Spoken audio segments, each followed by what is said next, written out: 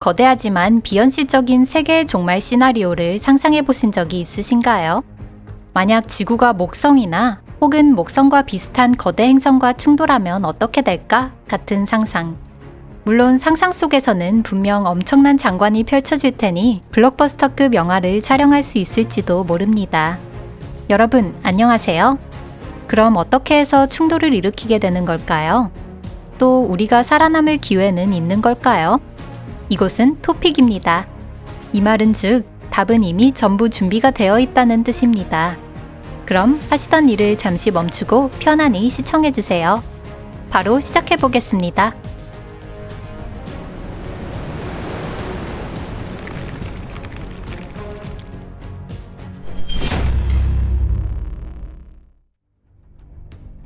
행성은 충돌할까?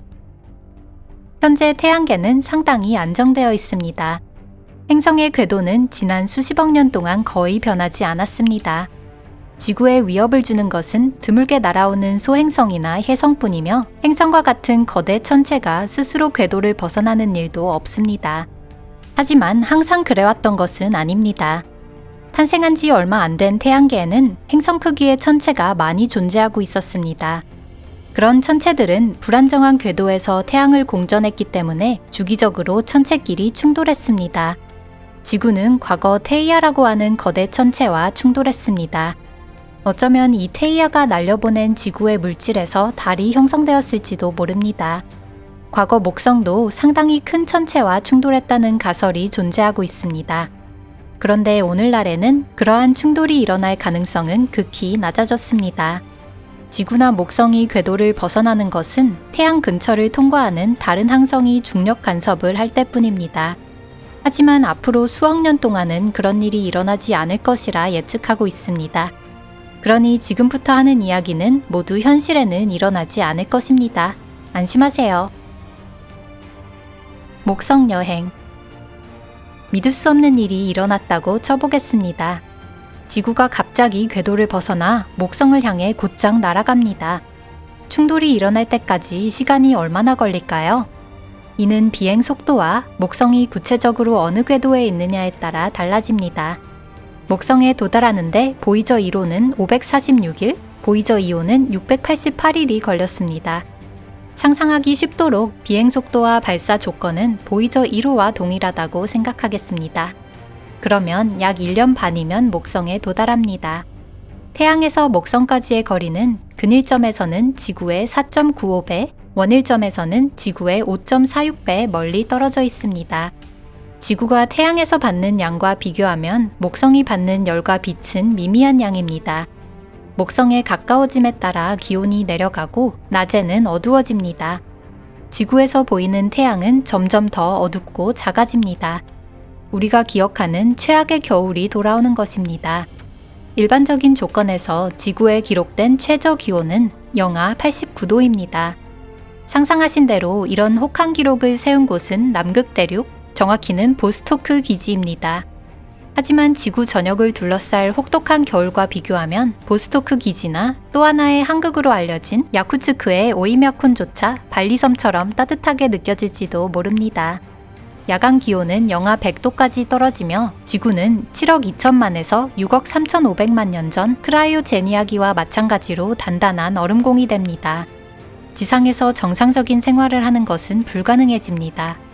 광합성은 정지하고 식물은 이런 강추위를 견디지 못합니다. 식량 부족 때문에 고등 육생생물은 대부분 멸종하고 말 것입니다. 최종 목적지. 목성에 가까워짐에 따라 하늘에 떠있는 목성이 뚜렷하게 보이기 시작합니다. 목성이 달과 같은 밝기가 될 때 혹은 그 전에 이미 지구는 목성의 중력장에 잡혀 있습니다. 목성의 질량은 지구의 317배, 부피는 1321배입니다. 태양계의 최대 행성인 목성의 중력은 지구를 포착하자마자 지구의 자전을 멈추거나 감속시킵니다. 이제 목성은 같은 위치에 존재하고 있을 것이며 하늘 전체를 차지할 때까지 점차 커질 것입니다. 그렇게 되면 지금까지와는 비교할 수 없을 정도로 심한 허리케인이 지구의 대기를 관통하게 됩니다. 얼음에 갇혔던 바다는 얼음을 파괴하고 수 킬로미터 높이의 쓰나미를 발생시키며 해안에 강하게 부딪힙니다. 처음에는 태평양 주변인 환태평양 화산대를 따라서 그 다음은 지구의 다른 장소에서 화산 활동이 일어날 것입니다. 심한 천재지변은 목성에도 일어납니다. 목성의 대기에서도 그 유명한 대적반의 위력에 버금가는 사이클론과 폭풍이 몰아칩니다. 대기가 목성의 바다로 바뀐 아래쪽에서는 바다를 구성하는 액체 수소가 물결치고 있습니다. 대륙 같은 장애물에 부딪힐 염려가 없기 때문에 파도는 목성 주위를 자유롭게 돌아다닐 것입니다. 천체 물리학에는 로슈 한계라고 불리는 개념이 있습니다. 이는 위성의 원운동 반경을 말하는데 이 반경에서는 천체의 조성력과 위성의 중력이 균형을 이루고 있습니다. 질량이 큰 천체가 로슈 한계 안쪽으로 들어가면 천체는 조성력에 의해 산산조각으로 파괴됩니다. 예를 들어 달과 같은 질량의 천체에 대한 지구의 로슈 한계는 약 9,500km입니다. 당연하지만 지구와 같은 질량을 가진 천체인 경우 목성의 로슈 한계는 훨씬 커집니다. 목성 최대의 위성인 칼리스토는 188만 2,700km의 긴반지름 궤도를 공전하고 있습니다.